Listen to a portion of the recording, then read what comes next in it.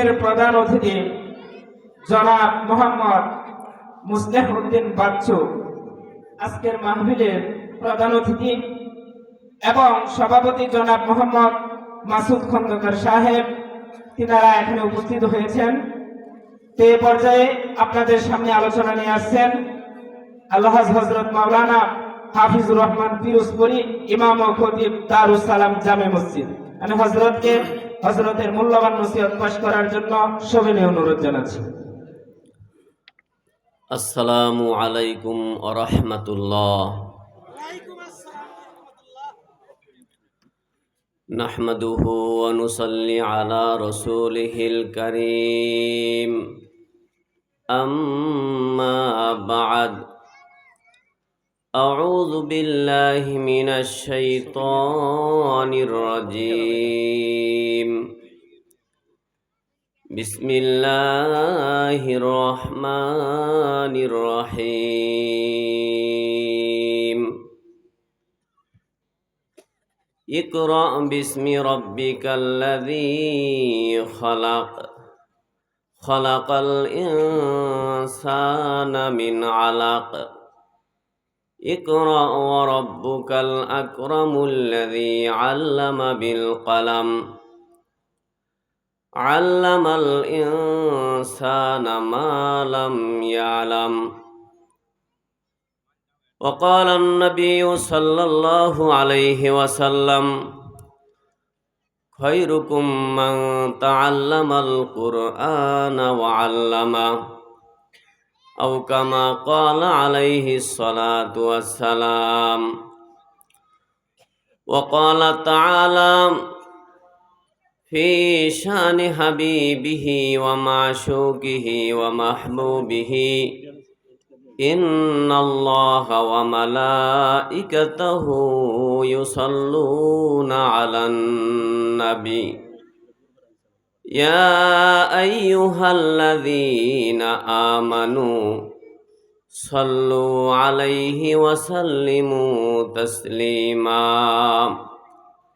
اللهم صل على محمد وعلى آل محمد كما صليت على إبراهيم وعلى آل إبراهيم إنك حميد مجيد. اللهم بارك على محمد وعلى آل محمد كما باركت على إبراهيم وعلى آل إبراهيم إنك حميد مجيد. بلغ العلا بكماله كشف الدجى بجماله حسنت جميع خصاله صلوا عليه وآله. शराबे मोहब्बत पिला दे खुदाया, मोहब्बत की आतिश जला दे खुदाया. शराबे मोहब्बत पिला दे खुदाया,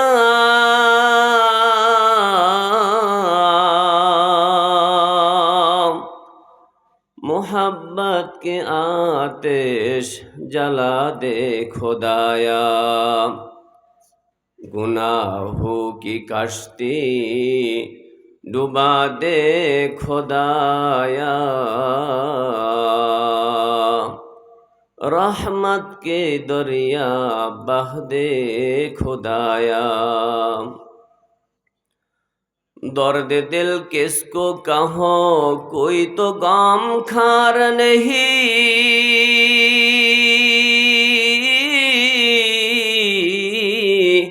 आए खुदा तेरे सवा कोई मददगार नहीं। बने मेरे मस्कन हवाले काबा, बने मेरे मदफन दियारे मदीना। यही है आरज़ू, यही है तमन्ना,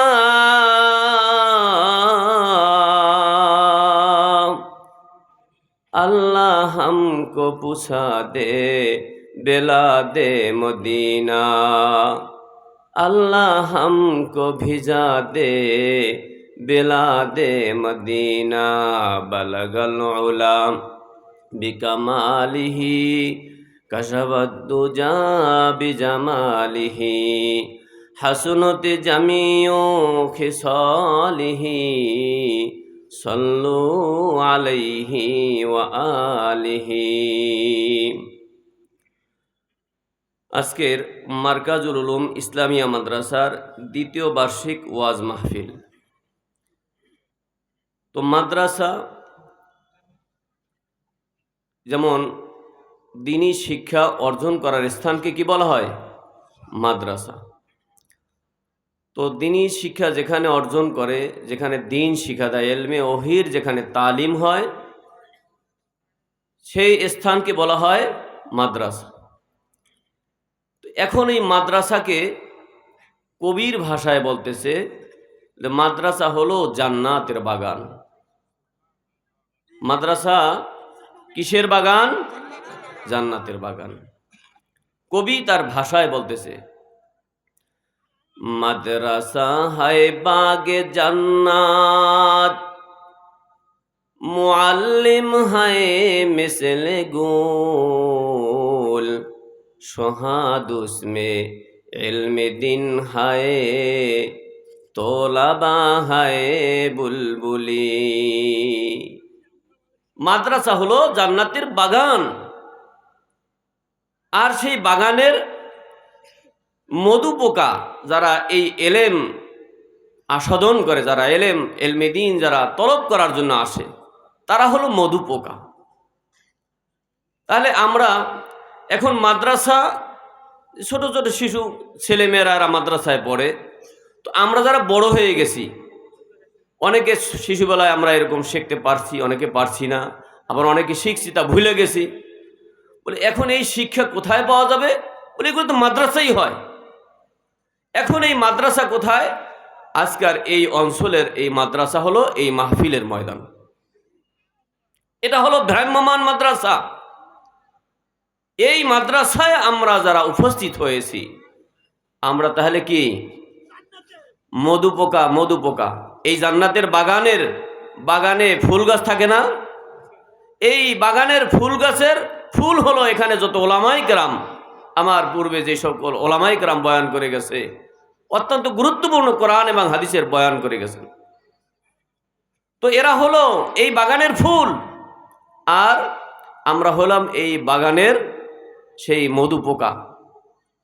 এবং এই যে কোরআন এবং হাদিসের আলোচনা হচ্ছে, বলে এইটা হলো কি মধু। এখন এই মাদ্রাসার থেকে আমরা মধু আস্বাদন করব, মধু সংগ্রহ করব। তো আমাদের এই ভ্রাম্যমান মাদ্রাসায়, এখানে আমাদের যেই এলাকায় যেখানে এই মাদ্রাসার এই মাহফিল হয় না কেন, সেখানে আমাদের সকলকে যেতে হয়, যাওয়া উচিত। যাওয়ার দ্বারা লাভ আছে, কারণ আপনার আমার দিল যখন কোরআনের আলোচনা শুনবে, কোরআনের আয়াত যখন সে শ্রবণ করবে, তাহলে তার দিল আল্লাহর জন্য, দ্বীনের জন্য আস্তে নরম হয়ে যাবে। যখন এরকম দ্বীনি মাদ্রাসার মধ্যে দ্বীনি আলোচনা, কোরআন এবং হাদিসের তেলাওয়াত শুরু হয়ে যায়, তখন আল্লাহর ফেরেশতারা মুষালধারে রহমতের বৃষ্টি ছিটাইতে থাকে। যখন কোনো ব্যক্তি আল্লাহর এই দ্বীন শেখার জন্য বাড়ি থেকে বের হয়ে এই মাদ্রাসার ময়দানে বসে যায়, দ্বীন শিক্ষা অর্জন করে, আল্লাহ পাক রব্বুল আলামিনের একদল রহমতি ফেরেশতা তার গায়ে, তার শরীরে, তার দিলের মধ্যে আল্লাহর রহমতের বৃষ্টি বর্ষণ করতে থাকে। ব্যক্তি কিছুক্ষণ পরে তার দিল নরম হয়ে যায়।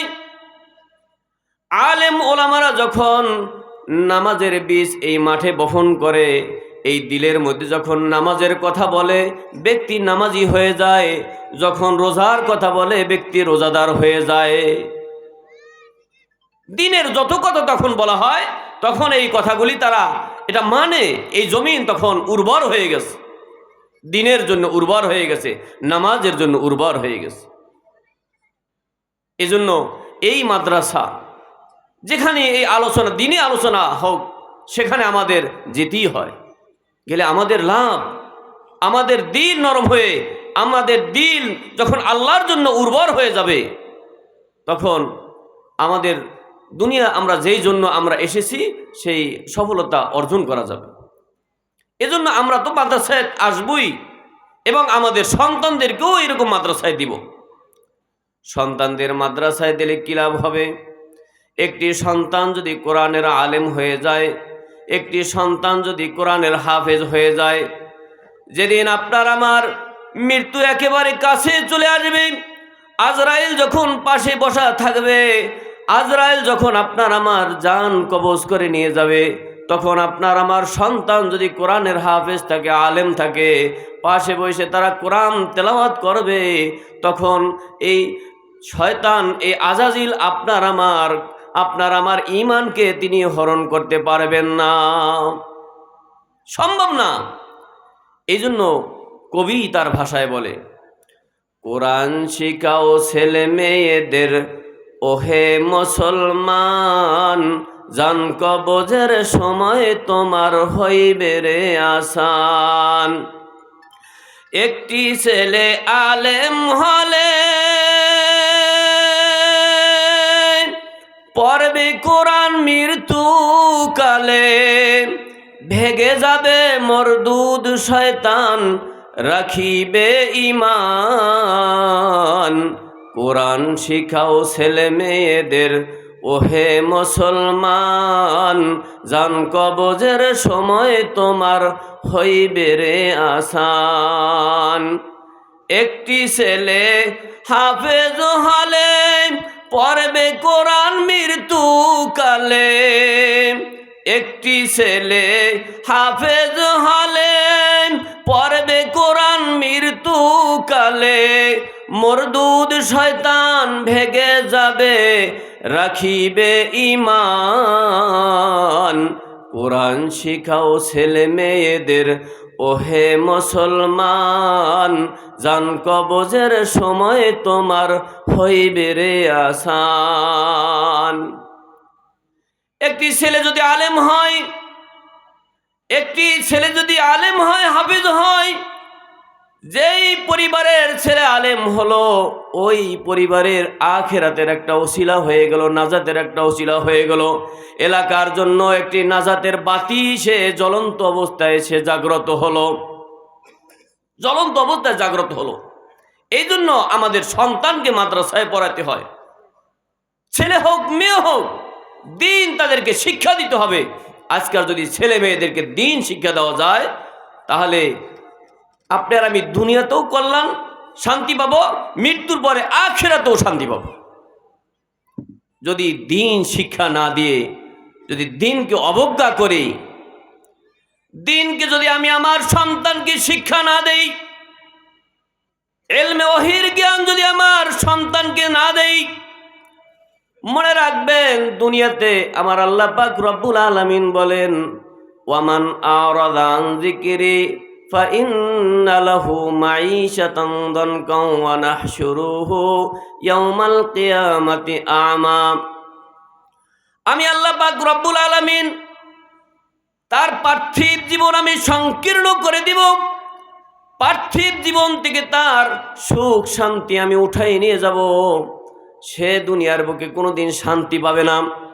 দেখেন কত মানুষ দিনকে উপেক্ষা করে সন্তানকে কত উচ্চ লেভেলের লেখাপড়া করাইছে, সন্তানকে এমনকি দেশের শিক্ষা শেষ করে বিদেশে পাঠিয়ে দিয়েছে, এই সন্তান শিক্ষা অর্জন করে অনেক সময় মা বাবার মৃত্যু পর্যন্ত দেখতে পারে না।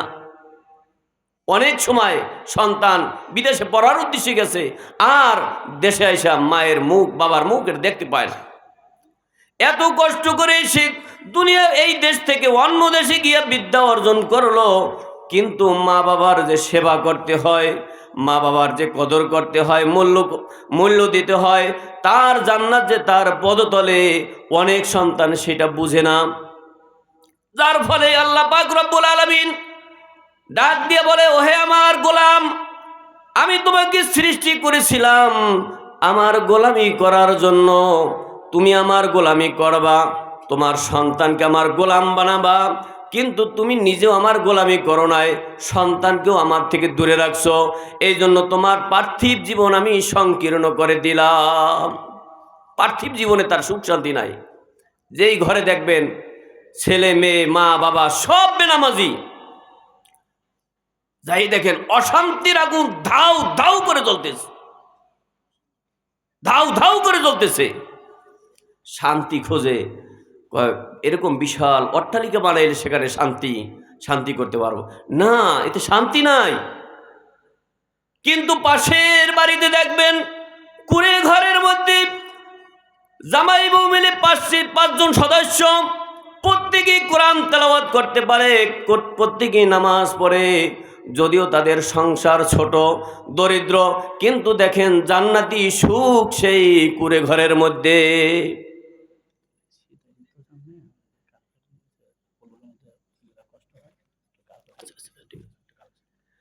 এই জন্য দেখেন এই কুড়ে ঘরের মধ্যে আল্লাহ পাক রব্বুল আলামিন জান্নাতের সুখ দান করেছে। কিসের জন্য ভাই? তাদের মধ্যে দিন আছে। আর এত শান্তির বাগানের মধ্যেও তাদের অশান্তি, কারণ তাদের মধ্যে দিন নাই। এই জন্য বার্ধক্যজনিত অবস্থায় যখন মা বাবা উপনীত হয়, দেখা যায় কত শিক্ষিত মানুষ, দেখা যায় তার সন্তান কত ডিগ্রিওয়ালা, এরকম কর উচ্চ লেভেলের চাকরি করে, মা বাবার শেষ ঠিকানা হয় আপনাদের একেবারেই কাছে।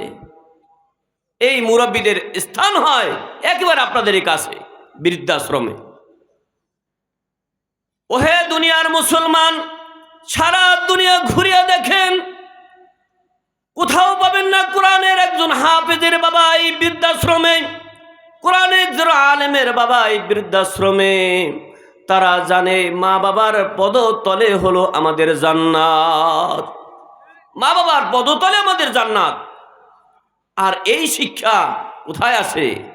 এই শিক্ষাই মাদ্রাসায় দেওয়া হয়, এই শিক্ষাই মাদ্রাসায় দেওয়া হয়। এই জন্য যেখানেই ভাই এই দিনই মাদ্রাসা পাওয়া যাবে, সেখানে আপনি আর আমি, আপনার আমার যেভাবে জবান থাকলে জবান দিয়ে সহযোগিতা করব, সন্তান থাকলে সন্তান দিয়ে সহযোগিতা করব, অর্থ থাকলে অর্থ দিয়ে আমরা সহযোগিতা করব কিনা বলেন?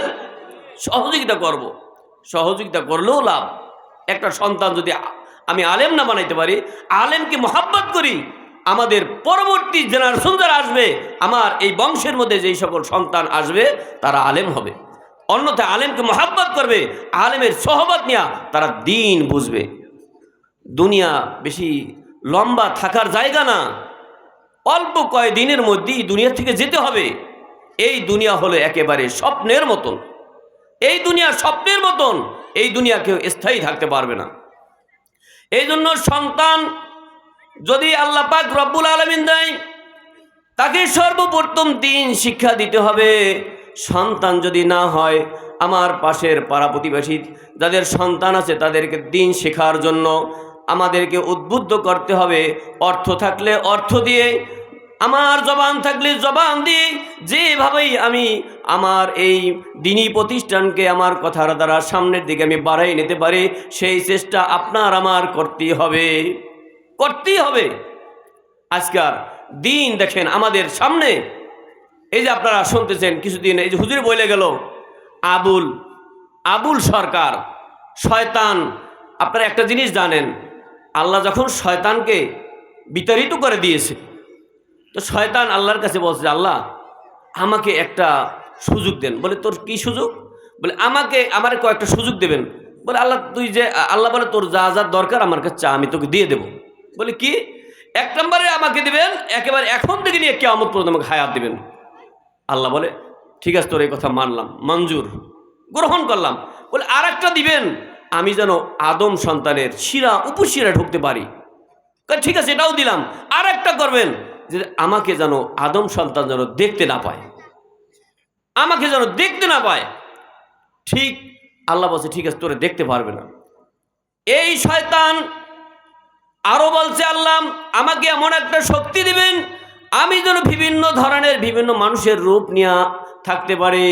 আমি যখন রূপ ধারণ করবো আমাকে যেন না চিনতে পারে। আল্লাহ বলেন ঠিক আছে, এটাও দিলাম। দেখেন আল্লাহর হাবিবের জবানায় এই শয়তান আবু জেহেলের রূপ ধারণ করেছিল। কার রূপ ধারণ করেছিল? আবু জেহেল, উতবা, সাহেবা। মুসা আলাইহিস সালামের জবানায় ফেরাউনের রূপ ধারণ করেছিল। আমাদের এই জবানায় এই শয়তান কাদিয়ানীর রূপ ধারণ করেছিল। এক এক সময় শয়তান এক এক রূপ ধারণ করে। এখন বর্তমানে এই শয়তান আবার সেই আবুল সরকার নামের এই রূপ ধারণ করেছে। করছে কিনা বলেন? এই শয়তান এখন এই আবুল সরকারের এই রূপ ধারণ করেছে। এই শয়তানকে যারা লালন পালন করবে, এই শয়তানকে যারা সাপোর্ট দিবে, এই শয়তানকে যারা সহযোগিতা করবে, এই শয়তানের পক্ষে যারা বিবৃতি দেবে, তাদেরকে কি বলা যায় বলেন? তারাও হলো শয়তানের ভাই। তারাও কি? শয়তানের ভাই। এই জন্য ভাই, শয়তান কিন্তু আমাদের থেকে দূরে, শয়তান কিন্তু আমাদের ধোঁকা দেয়, এটা আমরা বুঝতে পারি না। এইরকম দিনী প্রতিষ্ঠান যেখানে আসবে, দেখবেন দিনী মাহফিল যেখানে হবে, সেখানে শয়তান বিভিন্ন রূপ ধারণ করিয়া বিভিন্নভাবে বাধা দিবে, বিভিন্নভাবে বাধা দেয়, যাতে করে এই ইসলামের দাওয়াত, এই ইসলামের জয় জয়কার, এটা শয়তান সহ্য করতে পারে না। শয়তান মোটেই সহ্য করতে পারে না। আজকাল আমাদের সামনে সেই দিন, আল্লাহর হাবিবের সেই মহাব্বতের দিন বিলীন হয়ে যাচ্ছে, কিন্তু আপনার আমার হৃদয়ের মধ্যে একটু আঘাত লাগে না, দরদ লাগে না। এই জন্য বলে সেই দিন আমরা তো আজকে আর পাইছি, কত সুন্দর বক্স লাগাইয়া এরকমের ওয়াজ করতেছি, কত সুন্দর মাহফিলের দাওয়াত হইলে আমাদের খাওয়া ভালো, এরপর অনেক কিছু আমাদের। অত সেই দিন আসছে কোথা থেকে? ফরমাইয়াছেন হযরত আয়েশা খাতুন,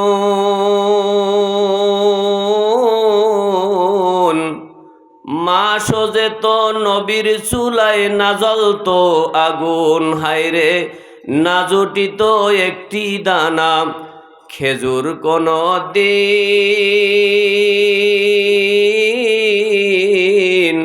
হায়রে আমার নবীর মায়ার দিন, হায়রে আমার নবীর মায়ার দিন,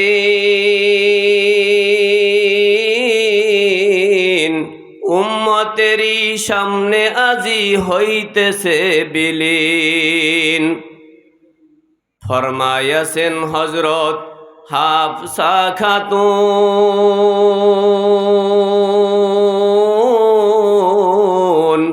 মোটা সুতার চাদর নবীর ছিল যে আখান, সেই চাদরে গায়ে বিছানায় শুইতেন শীতের দিন,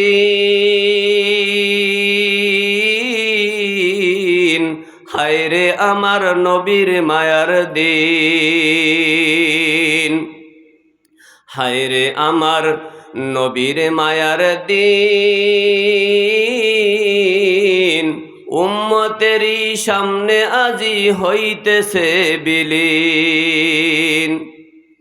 আপনার আমার সামনে আল্লাহ রাসূলের সেই দিন বিলীন হয়ে যায়। ও মুসলমান, আল্লাহর হাবিবের ধর্ম, আল্লাহর হাবিবের দিন, আল্লাহর হাবিবের সুন্নত আপনার আমার সামনে বলি হয়ে যাচ্ছে। আবুল সরকারের মতন কুলাঙ্গার আমার আল্লাহর কথার মধ্যে বলে আল্লাহর দুই মুখ, আল্লাহর জবান ঠিক নাই। ও মুসলমান, আমার আল্লাহ তাকাই তাকাই দেখতেছেন দুনিয়া ভরা মুসলমান, এই মুসলমান এই দুনিয়াতে আছে। আর আমার বিরুদ্ধে আবুল সরকার বলল, আবুল সরকারের বিরুদ্ধে কোন কোন মুসলমান একটু দাঁড়িয়ে গেল, খেপে উঠল। আমি একটু দেখতেছি আমার আল্লাহ একটু পরীক্ষা করতেছে। এমনি মনে করছি যে আল্লাহ জান্নাত দিয়ে দেবে, এত সহজে জান্নাত পাওয়া যাবে না। মাঝে মাঝে আল্লাহ পাক রব্বুল আলামিন ঈমানের একটা ঝাঁকি মারে। আল্লাহর হাবিবকে দ্বীনের দাওয়াত দিয়ে নবী পাঠাইলাম, এইরকম আবু জাহেলকে দিয়ে ঝাঁকি দেওয়াইছে। যতই নির্যাতন অত্যাচার করেছে, আল্লাহর হাবিব কখনো ক্লান্ত হয় নাই, আল্লাহর হাবিব কখনো পিছপা হয় নাই। যতই ঝাঁকি আবু জাহেল দিয়েছে, আল্লাহর হাবিব দ্বীনের কাজ সামনে অত দ্রুত চালিয়ে গিয়েছে। উতবা সাইবা যত কাফের মুশরিক এই দ্বীনের ব্যাপারে তারা দ্বীনের বিরোধিতা করছে, এই আমাদের ঈমানের ঝাঁকি আসছে। সর্বকালে মুসলমানরা তারা শক্তভাবে তারা ঈমানের রশি মজবুত করে ধরে আসছে। কাদিয়ানীরা আমাদের ঈমান নিয়ে ছিনিমিনি খেলতেছে। আমরা মুসলমান সব এক হয়ে গেছি যে কাদিয়ানী সম্প্রদায় এই বাংলাদেশ থেকে একেবারে কাফের ঘোষণা হবে ইনশাআল্লাহ। এই সংসদেই আইন হয়ে যাবে এই কাদিয়ানীরা অমুসলিম।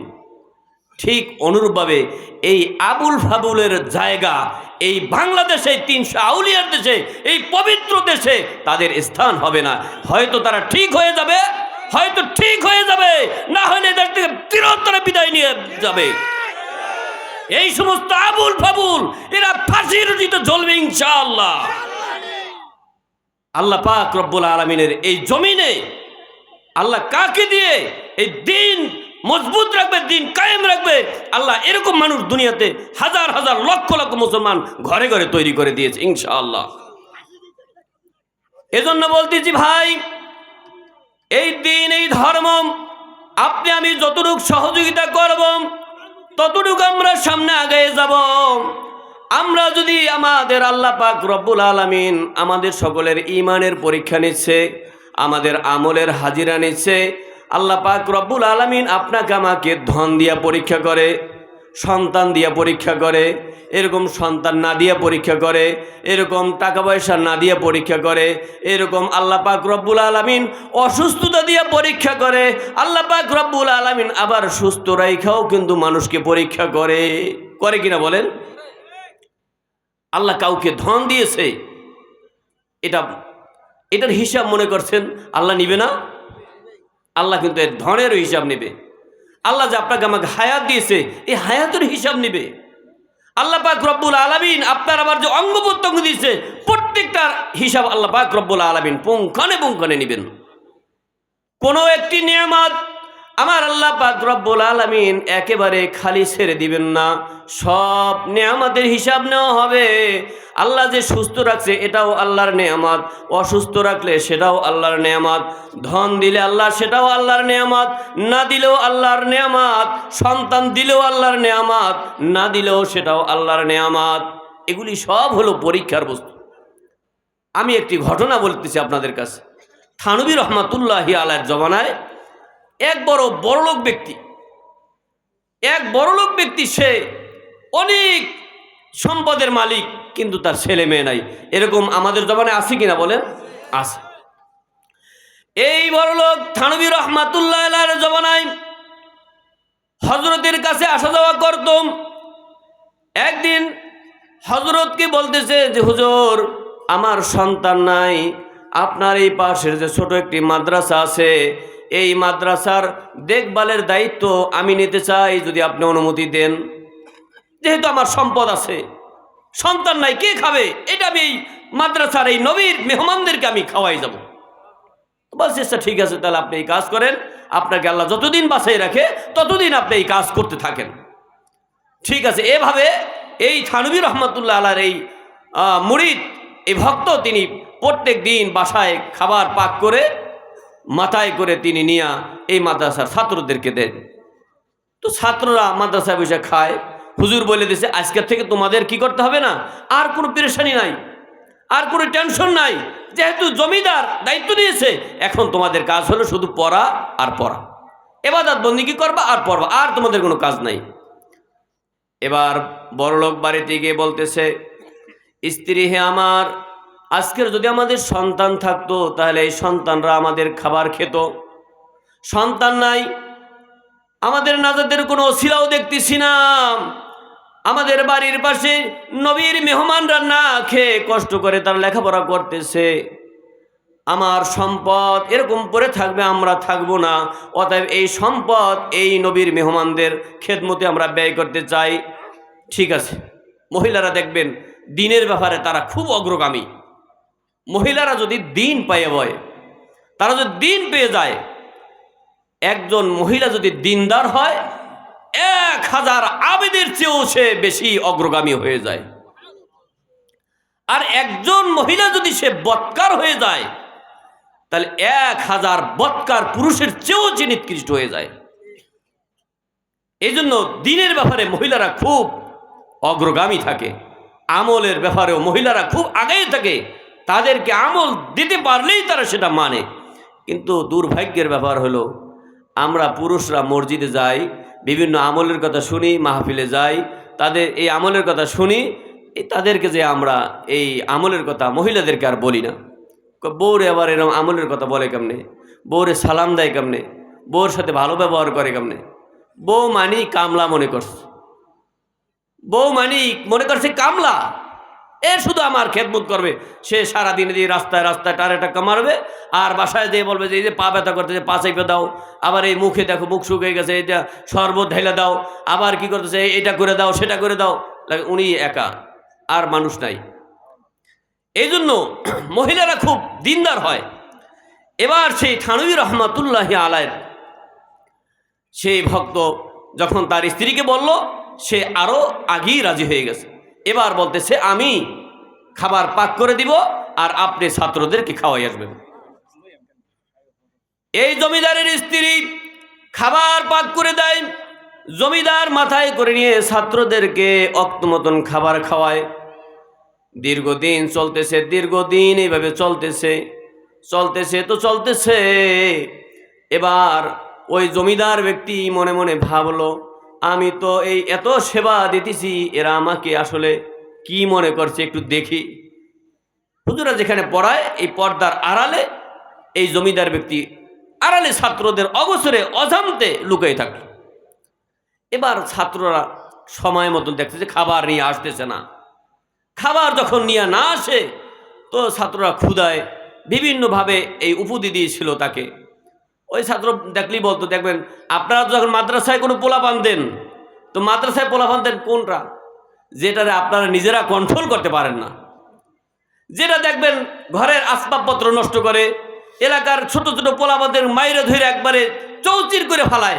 কই এইটারে আর স্কুলে দিয়ে লাভ নাই, এটা মাদ্রাসায় দিয়ে দেবো। যেটা চোখে কম দেখে, এক কদম হাঁটলে আর এক কদম লাভ দেওয়া লাগে। অর্থাৎ এরকম ভালো মেধাবী ছেলে দিতে চান না। তো এইরকম তো আসলে সর্বকালই তো ছিল। সেই সময় এরকমের কিছু দুষ্ট পোলাপান মাদ্রাসায় দিয়েছে। এবার এই দুষ্ট পোলাপান, এই হাফেজি কোরআন, এরা বলতেছে, উপদি দিয়েছিল, আমাদের উট তো আজকাল খাবার নিয়ে আসে না। একজন বলতেছে, আমাদের গাধা তো আর খাবার নিয়ে আসে না। কেউ বলছে উট, কেউ বলছে গাধা। এবার জমিদার ভিতরে বৈশা শুনতে পারলো যে এই এত খাবারটাই না, এত কষ্ট করিয়া সব কিছু ছাত্রদের পায়ের নিচে ফালাই দিলাম, আর এই ছাত্র আমাকে উট উফুদি দিল, এই ছাত্র আমাকে গাধা উফুদি দিল। রাগ করে বাড়িতে চলে আসছে। বাড়িতে আইসা স্ত্রীকে বলতো, এই স্ত্রী খাবার বন্ধ করে দাও, কাদেরকে খাবার দেব? আমাকে উট উপুদি দিয়েছে, গাধা উপুদি দিয়েছে, এদেরকে এই খাবার দিতে হবে না, এদেরকে খাওয়াবো না। স্ত্রী সেও মর্মাহত, হায় রে, কি বিশ্বাস ভক্তি নিয়ে এই ছাত্রদেরকে খাওয়াইতেছিলাম, লালন পালন করতেছিলাম, সন্তানের মতো জানতাম, আজকে আর সেই তারা আমাদেরকে উট গাধা উপুদি দিল। সেও মর্মাহত, জমিদারও মর্মাহত।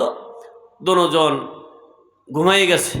তো স্ত্রী ঘুমায় নাই যে ছাত্ররা ছোট মানুষ, মানে স্ত্রী সে চিন্তা করে ছোটো ছোটো ছাত্ররা খাবার খাচ্ছে না, মায়ের একটা আদর কিন্তু সর্বদা থাকে, যেহেতু সে লালন পালন করেছে, সে ঘুমাচ্ছে না। কিন্তু বড়লোক সে জমিদার ঘুমাইয়ে গেছে।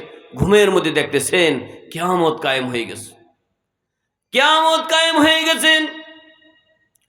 হাজার হাজার লক্ষ লক্ষ মানুষ কিয়ামতের ময়দানে বিপদে পড়ে কাঁদিতেছেন, কিয়ামতের ময়দানে বিপদে পড়ে কাঁদিতেছেন।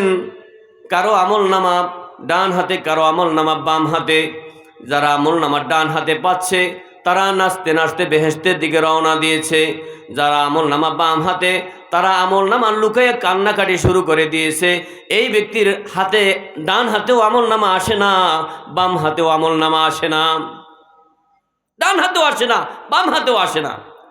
এবার এই জমিদার ব্যক্তি দৌড়ে মিজানের পাল্লার কাছে যায়, দৌড়ে পুলসিরাতের গোড়ায় যায়, দৌড়ে এদিক সেদিক ছোটাছুটি করে, কিন্তু তার কোনো আমল নামা তার হাতে আসতেছে না। পুলসিরাতের গোড়ায় দাঁড়ায় দাঁড়ায় কাঁদতেছে আর বলতেছে, মালিক রে, আমার হাতে আমল নামা আসতেছে না, আমি জান্নাতে যাব না জাহান্নামে যাব আমার জানা নাই। এই বলে সে চিল্লাইতেছে আর কাঁদতেছে। এদিক থেকে দেখতেছে সেই ছাত্ররা নাচতে নাচতে জান্নাতের দিকে রওনা দিছে। কেউ পুলসিরাত পার হয়ে যাচ্ছে, কেউ পুলসিরাতের উঠে গেছে, কেউ আবার পুলসিরাতের গোড়ায় তারা খুশিতে জান্নাতে যাবে যাবে ভাব। এদিক থেকে এক ছাত্র আর এক ছাত্র বলে, আরে আমাদের এই গাদা তুই কামতেছে, আমাদের উঠ দিয়ে এই পুলসিরাতের গোড়ায় বসে কাঁদিতেছে। হে ভাই দাঁড়াও, আমাদের উটকে নিয়ে চলো, আমাদের গাধাকে নিয়ে আমরা জান্নাতে চলে যাব। তখন তারা দুই ছাত্র দুই হাত ধরিয়ে তাকে নিয়ে পুলসিরাত পার হয়ে ওফার যখন গেল, ওফার নিয়ে দাঁড়ালো, জান্নাতের গেট খুলবে খুলবে, এমন মুহূর্তে জমিদারের ঘুম ভেঙে গেছে। চিল্লে বলতে, স্ত্রী আমার তুমি কোথায়? বলতেছে, স্বামী আমি এই যে দেখতে যে শরীর থেকে ঘাম ছুটে গেছে। বলতেছে, আমি ঘুমের মধ্যে হাসরের ময়দানের সব কিছু আমি দেখে এসেছি, অবলম্বন করেছি। হাসরের ময়দান কায়েম হয়ে গিয়েছিল। আমার নবীর মেহমানরা যদি না থাকতো, আমি পুলসিরাতের গোড়ায় বৈশা কিয়ামত পর্যন্ত কাঁদতাম। আমায় গোফার নেওয়ার কেউই ছিল না। অতএব আমাকে তারা গাদা বলুক আর ঘোড়া বলুক আর যাই কিছু বলুক না কেন, তাড়াতাড়ি আল্লাহর মেহমানদের, নবীর মেহমানদের খানা তৈরি করো, তাড়াতাড়ি তাদের মুখে খাবার তুলে দাও, তাড়াতাড়ি খাবার তুলে দাও। এই জন্য বন্ধুগণ, আপনার আমার বাড়ির পাশে, আপনার আমার এলাকায় মহল্লায় যদি কোনো নবীর মেহমান খাবারে কষ্ট পায়, কোরআন পড়তে গিয়ে যদি তারা খাবারে সন্তুষ্ট না হয়, আপনার আমার বাড়িতে বসে ভালো খাবার, এইটা কিন্তু হাসরের ময়দানে আমার আল্লাহ পাক রব্বুল আলামিন আপনাকে আমাকে জিজ্ঞাসা করবে। আমার মেহমান, নবীর মেহমান, তারা এইরকম কষ্ট করে তোমার বাড়ির কাছে বসে তারা লেখাপড়া করেছে, আর তুমি ভুরি বোঝ করে খেয়েছিলাম। তুমি আমার এই মেহমানদের প্রতি খেয়াল রাখো নাই, আজকেও তোমার প্রতি খেয়াল রাখা হবে না। আল্লাহ বলবেন, আজকেও তোমার প্রতি কি রাখা হবে না? খেয়াল রাখা হবে না। সেদিনকার অন্ধ করে দেওয়া হবে, সেদিনকার অন্ধ করে দেওয়া হবে। তখন এই ব্যক্তি বলবে, রব্বুল আলামিন আপনি আমাকে কেন অন্ধ করে দিলেন? আমি তো দুইটা চক্ষুষ্মান ব্যক্তি ছিলাম, দুনিয়াতে আমি সব কিছু দেখতে পারতাম, আমি সব কিছু দেখতে পারতাম। আমার আল্লাহ পাক রব্বুল আলামিন ডাক দিয়ে বলবেন, যে রকম তুমি দুনিয়াতেও দেখা না দেখার ভান করেছো, চোখ থাকতেও তুমি অন্ধ সাজছ, আজকাল তোমাকে হাসরের ময়দানেও আমি তোমাকে ভুইলা গেলাম, তোমাকে অন্ধ করে দিলাম, তোমাকে আমি অন্ধ করে দিলাম।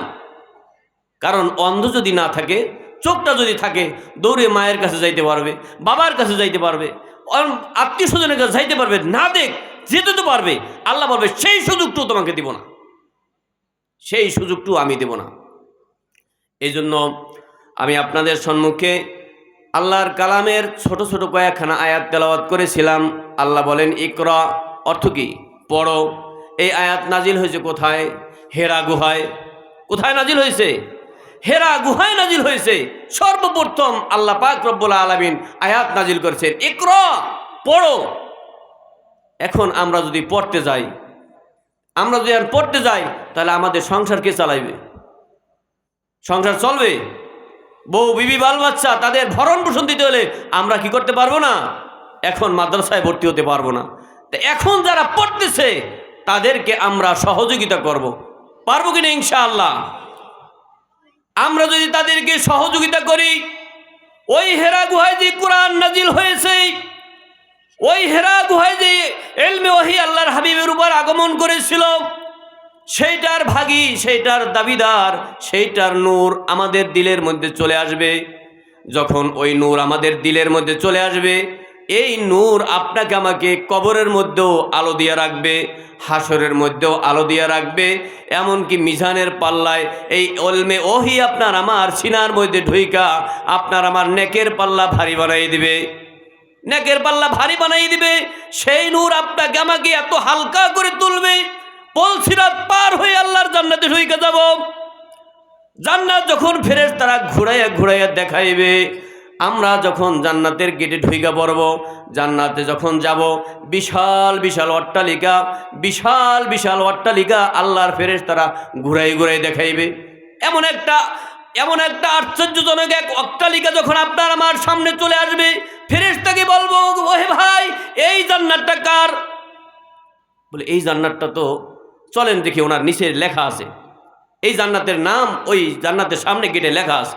যাই দেখবে যে আব্দুর রহিম, আব্দুল করিম যে ব্যক্তি গেছে তার নাম। বলি এত বড় জান্নাত, এই না আমার নামের সাথে মিলে গেছে। বলে হ্যাঁ এটা তো আপনারই জান্নাত। বলে আমার এই জান্নাত, এত বড় জান্নাত আমার? বলে হ্যাঁ এই জান্নাত আপনাকে দেওয়া হয়েছে। আপনি 28 তারিখের অমুক মাদ্রাসার মাহফিলে বৈশা, ওই মাহফিলের ছাত্রদের লেখাপড়ার জন্য শুনেছি শীতের দিনে ছাত্ররা কার্পেট নাই, ঠান্ডা জায়গায় বৈশা তারা লেখাপড়া করতেছে। আমি সেই কার্পেটের ব্যবস্থা করে দিয়েছিলাম। রব্বুল আলামিন খুশি হয়ে আমাকে এই জান্নাত দান করেছেন। আমার নামটা লিখেছেন, আমার বাবার নামটা লিখেছেন, নিচে কোন আমলের বিনিময়ে এই জান্নাতটা আল্লাহ দিয়েছেন, সেই আমলটাও আল্লাহ পাক রব্বুল আলামিন জান্নাতের গেটের সামনে লেখা ঝুলাইয়া দিয়েছেন। আমরা কি এরকম একটা জান্নাত পাই কিনা বলেন? আজকের এই মাদ্রাসায় ছাত্ররা এই কার্পেট নাই, কার্পেট ছাড়া শীতের মধ্যে আপনার আমি কি বৈশাখ দীর্ঘ সময় পড়তে পারবো বলেন? এই ছাত্ররা লেখাপড়া করতেছে। আমি আজকের চাই এখানে এই যে কোরআন 30 পারা কোরআন এখানে পড়ানো হয়, এই 30 পারা কোরআনের জন্য 30 জন মানুষ আমি দেখতে চাই, যারা আমি 1000 টাকা করে দিব। আল্লাহর এই কোরআনের পাখিরা আরামে বৈশা তারা শান্তিতে লেখাপড়া করবে। আমি 30 খান হাত দেখতে চাই, একটু দেখান আপনারা। নারায়ে তাকবীর, জোরে বলি নারায়ে তাকবীর। একটু হাত দেখাই ভাই, আমরা কয়জনে পারি? 1000 টাকা, এটা বেশি না? 1000 টাকা এটা বেশি না? 1000 টাকা যদি আমরা এই আল্লাহর মেহমানের, এই নবীর মেহমানের তাদের লেখাপড়ার জন্য আমরা দান করি, আল্লাহ পাক রব্বুল আলামিন হতে পারে এরকম একটা জান্নাত আপনার আমার জন্য বরাদ্দ হয়ে যাবে। ভাই বিশ্বাস নিলে অনেক কিছু, আর যদি বিশ্বাস যদি না নেই, আমি আপনাদেরকে একটি ঘটনা বলেই শেষ করে দিচ্ছি। বাহলুল একজন পাগল ফকির ছিলেন, আপনারা হয়তো জানেন। এই বাহলুল ফকির, ভাই বসেন, যায়েন না। যদি আমরা কেউ টাকা না দিতে পারি, তাই বলে জোর করে কারো কাছ থেকে টাকা নেওয়া হবে না, তাই চলে গেলে তো আল্লাহ বেজার হয়ে যায়। মসজিদের যে সম্মান, মসজিদের যে একটা আজমত, এটা নষ্ট হয়ে যায়। এই জন্য আমরা কেউ উঠবো না, সুন্দর করে বসে থাকবো। বাহলুল সে একটা মাটির ঘর বানাইছে। মাটির ঘর বানাইয়া তারপর যারে বলতেছে যে এই ঘর এই 1 টাকায় বিক্রি করব, 1 টাকায় বিক্রি করব। তখন বলছে 1 টাকায় এই ঘরটা বিক্রি করবে। তো বাদশা হারুনুর রশিদ এবং তার স্ত্রী এই দুইজনে নদীর পাশে ঘুরতে গেছে। দেখে যে বাহলুল পাগলা একটা মাটির ঘর বানাইয়া, বালু দিয়ে বানাইয়া বলতেছে এই ঘরটা 1 টাকা, 1 টাকা।